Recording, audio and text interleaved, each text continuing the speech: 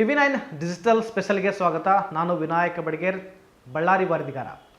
ರಾಜ್ಯಾದ್ಯಂತ ಅಡುಗೆ ಸಿಲಿಂಡರ್ KYCಗಾಗಿ ಜನ ಗ್ಯಾಸ್ ಏಜೆನ್ಸಿಗಳ ಮುಂದ್ಗಡೆ ಕ್ಯೂ ನಿಲ್ತಾ ಇದ್ದಾರೆ. ಅಂದರೆ ಇದೇ ತಿಂಗಳು 16ನೇ ತಾರೀಕು ಕೊನೆಯ ದಿನಾಂಕ ಆಗಿರೋದ್ರಿಂದಾಗಿ ಸಾಕಷ್ಟು ಜನರು ಗ್ಯಾಸ್ ಏಜೆನ್ಸಿಗಳ ಮುಂದ್ಗಡೆ ಕ್ಯೂ ನಿಲ್ತಾ ಇದ್ದಾರೆ. ಅದರಲ್ಲೂ ಕೂಡ ಬಳ್ಳಾರಿಯಲ್ಲಿ ಕೂಡ ಪ್ರತಿ ಗ್ಯಾಸ್ ಏಜೆನ್ಸಿಗಳ ಮುಂದ್ಗಡೆ ಸಾವಿರಾರು ಸಂಖ್ಯೆಯಲ್ಲಿ ಜನ ಬೆಳಗಿನ ಜಾವದಿಂದಲೇ ಕ್ಯೂ ನಿಲ್ಲುವಂಥ ಪರಿಸ್ಥಿತಿ ಬಂದಿದೆ. ಅಂದರೆ ಅಡುಗೆ ಸಿಲಿಂಡರ್ ಹೊಂದಿರತಕ್ಕಂಥ ಗ್ರಾಹಕರು KYC ಅಪ್ಡೇಟ್ ಮಾಡಿಸಲೇಬೇಕು ಅನ್ನೋ ಏನು ಈಗ ಸರ್ಕಾರ ಏನು ಆದೇಶ ನೀಡಿದೆ, ಆ ಪ್ರಕಾರವಾಗಿ ಗ್ರಾಹಕರು ಕೂಡ KYC ಅಪ್ಡೇಟ್ಸ್ ಮಾಡಿಸ್ಕೋಸ್ಕರ ಜನ ಗ್ಯಾಸ್ ಏಜೆನ್ಸಿಗಳ ಮುಂದ್ಗಡೆ ಕ್ಯೂ ನಿಲ್ತಾ ಇದ್ದಾರೆ. ಜೊತೆಗೆ ಇಲ್ಲಿ ಸಮಸ್ಯೆ ಏನಾಗ್ತಾ ಇದೆ ಅಂತಂದರೆ ಸರ್ವರ್ ಪ್ರಾಬ್ಲಮ್ ಆಗ್ತಾ ಇದೆ. ಅಂದರೆ ಬೆಳಗಿನ ಜಾವದಿಂದ ಜನ ಕಾಯ್ತಾ ನಿಂತ್ಕೊಂಡ್ರು ಕೂಡ ಸರ್ವರ್ ಸಿಗ್ತಾ ಇಲ್ಲ. ಸರ್ವರ್ ಸಿಗದೇ ಜನ ಕ್ಯೂ ನಿಲ್ಲುವಂಥ ಪರಿಸ್ಥಿತಿ ಇದೆ. ಜೊತೆಗೆ ಸಿಬ್ಬಂದಿಗಳು ಕೂಡ ಸಾಕಷ್ಟು ಕಿರಿಕಿರಿ ಆಗ್ತಾ ಇರುವಂಥದ್ದು. ಕಾರಣ ಅಂತಂದರೆ ಜನ ನಿತ್ಯದ ಕೆಲಸವನ್ನು ಬಿಟ್ಟು ಬಂದಿರ್ತಾರೆ. ಅಂದರೆ ಬಹುತೇಕರು ಕೂಲಿ ಕಾರ್ಮಿಕರು, ಬಡವರು, ರೈತರು, ಹೀಗಾಗಿ ಸಾಕಷ್ಟು ಜನರು ಈ ರೀತಿಯಾಗಿರೋದಾಗಿ ಇವರೆಲ್ಲ KYC ಮಾಡಿಸ್ಬೇಕಾದ್ರೆ ತಮ್ಮ ದಿನದ ಒಂದು ದುಡಿಮೆಯನ್ನು ಬಿಟ್ಟು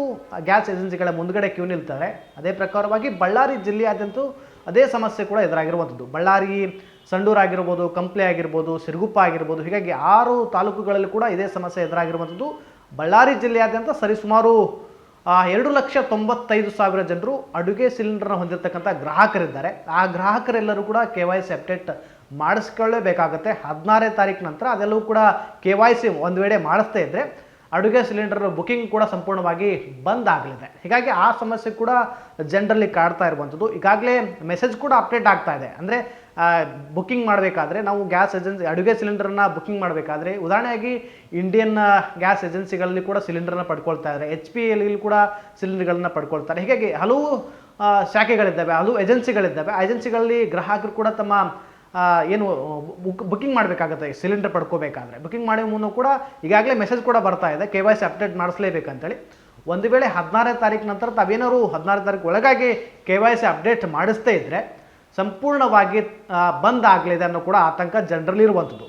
ಅಂದರೆ ಈಗ ಗೃಹ ಬಳಕೆ ಸಿಲಿಂಡರ್ ದರ ಒಂದು ರೀತಿ ಇದ್ದರೆ ಕಮರ್ಷಿಯಲ್ ಸಿಲಿಂಡರ್ ದರ ಮತ್ತೊಂದು ರೀತಿ ಇರುವಂಥದ್ದು. ಹೀಗಾಗಿ ಒಂದು ವೇಳೆ ನಾವು ಅಡುಗೆ ಸಿಲಿಂಡರ್ನ KYC ಮಾಡ್ತಾ ಇದ್ದರೆ ಮುಂದಿನ 16ನೇ ತಾರೀಕು ನಂತರ ಅದು ಕಮರ್ಷಿಯಲ್ ಆಗಿ ಪರಿವರ್ತನೆ ಆಗುತ್ತೆ ಅನ್ನೋದು ಕೂಡ ಜನರಲ್ಲಿ ಆತಂಕ ಇರುವಂಥದ್ದು. ಅಂದರೆ ಗೃಹ ಬಳಕೆ ಸಿಲಿಂಡರ್ ದರ ಕಡಿಮೆ ಇದೆ, ಏನು ಕಮರ್ಷಿಯಲ್ ಸಿಲಿಂಡರ್ ದರ ಹೆಚ್ಚಿಗೆ ಇದೆ. ಹೀಗಾಗಿ ಸಮಸ್ಯೆ ಆಗ್ತಾರೆ ಅನ್ನೋದು ಕೂಡ ಜನರು ಕ್ಯೂ ನಿಲ್ತಾ ಇದ್ದಾರೆ. ಅದರಲ್ಲಿ ಇವತ್ತು ಬಳ್ಳಾರಿಯ ಕಾಳಮ್ಮ ಬೀದಿಯಲ್ಲಿ ಇರ್ತಕ್ಕಂತಹ ಇಂಡಿಯನ್ ಗ್ಯಾಸ್ ಏಜೆನ್ಸಿ ಮುಂದೆಗಳು ಕೂಡ ಅದೇ ರೀತಿಯಾಗಿರ್ತಕ್ಕಂತಹ ದೃಶ್ಯಗಳು ಕಂಡು ಬಂದವು. ಅಂದರೆ ವಯಸ್ಸಾದವರು, ವೃದ್ಧರು, ಮಹಿಳೆಯರು, ಪುರುಷರು ತಮ್ಮ ಕೆಲಸವನ್ನು ಬಿಟ್ಕೊಂಡು ನೂರಾರು ಸಂಖ್ಯೆಯಲ್ಲಿ ಜನ ಕ್ಯೂ ನಿಂತ್ಕೊಂಡಿದ್ರು. ಬೆಳಗಿನ ಜಾವ ಟಿಫನ್ ಕೂಡ ಮಾಡಿಲ್ಲ ಅಂತಂದು ಸಾಕಷ್ಟು ಗ್ರಾಹಕರು ತಮ್ಮ ಅಳಲನ್ನು ತೋಡ್ಕೊಂಡ್ರು.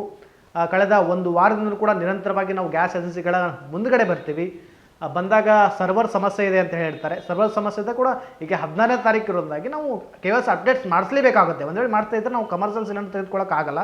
ಇರ್ತಕ್ಕಂಥ ಗೃಹ ಬಳಕೆ ಸಿಲಿಂಡರ್ ದರವನ್ನೇ ಕೊಟ್ಟು ನಾವು ಪಡೆದುಕೊಳ್ಳೋಕ್ಕಾಗಲ್ಲ. ಮುಂದೆ ಕಮರ್ಷಿಯಲ್ ಸಿಲಿಂಡರ್ಗಳು ಪಡ್ಕೊಳ್ಳಿ ಅಂದರೆ ನಾವು ಸಾಧ್ಯವಾಗದ ಕೆಲಸ ಅನ್ನೋ ನಿಟ್ಟಿನಾಗಿ ನಾವು KYC ಮಾಡಿಸೋಕ್ಕೋಸ್ಕರ ಬರ್ತಾ ಇದ್ದೇವೆ. ಆದರೆ ಸರ್ವರ್ ಸಮಸ್ಯೆ ಅಂದರೆ ನಮಗೆ ಸಾಕಷ್ಟು ತೊಂದರೆ ಆಗ್ತಾಯಿದೆ ಅಂತೇಳಿ ತಮ್ಮ ಅಳಲನ್ನು ಕೂಡ ಗ್ರಾಹಕರು ತೋಡ್ಕೊಳ್ತಾ ಇರುವಂಥದ್ದು. ಅಂದರೆ 2,95,000 ಜನ ಇಲ್ಲಿ ಗೃಹ ಬಳಕೆ ಸಿಲಿಂಡರ್ನ ಗ್ರಾಹಕರಿದ್ದಾರೆ. ಎಲ್ಲರೂ ಕೂಡ ಕೇವಲ ಬಳ್ಳಾರಿ ಮಾತ್ರ ಅಲ್ಲ, ಬೇರೆ ಬೇರೆ ಕಡೆಯಲ್ಲೂ ಇದೇ ಸಮಸ್ಯೆ ಆಗ್ತಾ ಇರುವಂಥದ್ದು. ಇಡೀ ರಾಜ್ಯಾದ್ಯಂತ ಕೂಡ ಇದೇ ಸಮಸ್ಯೆ ಆಗ್ತಾ ಇರುವಂಥದ್ದು. ಗ್ಯಾಸ್ ಏಜೆನ್ಸಿಗೆ KYC ಅಪ್ಡೇಟ್ ಅಂದರೆ ತಂಬನ್ನು ಕೊಡಬೇಕಾಗುತ್ತೆ. ತಂಬನ್ನು ಕೊಟ್ಟು ತಾವು KYCನ ಅಪ್ಡೇಟ್ಸ್ ಮಾಡ್ಕೊಳ್ಳೋಕ್ಕಾಗುತ್ತೆ. ಅದರಲ್ಲೂ ಕೂಡ ಈಗ 16ನೇ ತಾರೀಕು ಆಗಿರೋದಾಗಿ 15ನೇ ತಾರೀಕು ಸ್ವತಂತ್ರ ದಿನಾಚರಣೆ ಆಗಿರೋದಾಗಿ ಅವತ್ತು ಕೂಡ ರಜೆ ಇರುತ್ತೇನೋ ಅನ್ನೋ ಆತಂಕ ಜನರಲ್ಲಿ ಇರುವಂಥದ್ದು. ಮತ್ತು 16ನೇ ತಾರೀಕು ಸಂಡೇ ಇದೆ, ರವಿವಾರ ಇದೆ. ಹೀಗಾಗಿ ಸಿಬ್ಬಂದಿಗಳು ಕೂಡ ಬರೋದಿಲ್ಲ, ಗ್ಯಾಸ್ ಏಜೆನ್ಸಿ ಸಿಬ್ಬಂದಿಗಳು ಬರಲ್ಲ. ಹೀಗಾಗಿ ಆ ಸಮಸ್ಯೆ ಕಾಡ್ತಾ ಇರೋದಾಗಿ ಜನ ಗ್ಯಾಸ್ ಏಜೆನ್ಸಿಗಳ ಮುಂದ್ಗಡೆ ಕ್ಯೂ ನಿಲ್ತಾ ಇದ್ದಾರೆ. ಹೀಗಾಗಿ ಸರ್ಕಾರಕ್ಕೂ ಒಂದು ರೀತಿ ಗ್ರಾಹಕರು ಮನವಿ ಮಾಡ್ಕೊಳ್ತಾ ಇದ್ದಾರೆ. ಕಾರಣ ಏನಂತಂದರೆ 16ನೇ ತಾರೀಕು ತಾವು ಡೆಡ್ಲೈನ್ ಕೊಡಬಾರ್ದು, ಅದನ್ನು ದಿನಾಂಕವನ್ನು ಮುಂದುವರಿಸಬೇಕು ಅನ್ನೋದು ಕೂಡ ತಾವು ಜನರು ಕೂಡ ಮನವಿಯನ್ನು ಮಾಡ್ಕೊಳ್ತಾ ಇದ್ದಾರೆ. ನಾವೀಗ ಫುಡ್ ಇಲಾಖೆಯಿಂದ ಕೂಡ ಮಾಹಿತಿಯನ್ನು ಪಡ್ಕೊಂಡಿದ್ವಿ. ಬಳ್ಳಾರಿಯಲ್ಲಿ ಇರತಕ್ಕಂಥ ಫುಡ್ DD ಅವರ ಮೂಲಕವಾಗಿ ಅವ್ರು ಹೇಳಿರೋ ಪ್ರಕಾರವಾಗಿ ಈಗಾಗಲೇ 75% ಜನ KYC ಮಾಡಿಸಿದ್ದಾರೆ, ಏನು ತೊಂದರೆ ಇಲ್ಲ ಅನ್ನೋ ನಿಟ್ಟಿನಲ್ಲಿ ಕೂಡ ಮಾಹಿತಿಯನ್ನು ಕೊಡ್ತಾ ಇದ್ದಾರೆ. ಆದರೆ ಕಂಪಲ್ಸರಿಯಾಗಿ ಏನು ಅಡುಗೆ ಸಿಲಿಂಡರ್ನ ಬಳಸುವಂತಹ ಗ್ರಾಹಕರು ಕಂಪಲ್ಸರಿ KYC ಅಪ್ಡೇಟ್ ಮಾಡಿಸಲೇಬೇಕಾಗುತ್ತೆ. ಮಾಡಿಸದೇ ಇದ್ದರೆ ಒಂದು ವೇಳೆ ಅದು ತಾತ್ಕಾಲಿಕವಾಗಿ 16ನೇ ತಾರೀಕು ನಂತರ ಬುಕ್ಕಿಂಗ್ ಬಂದಾಗುತ್ತೆ.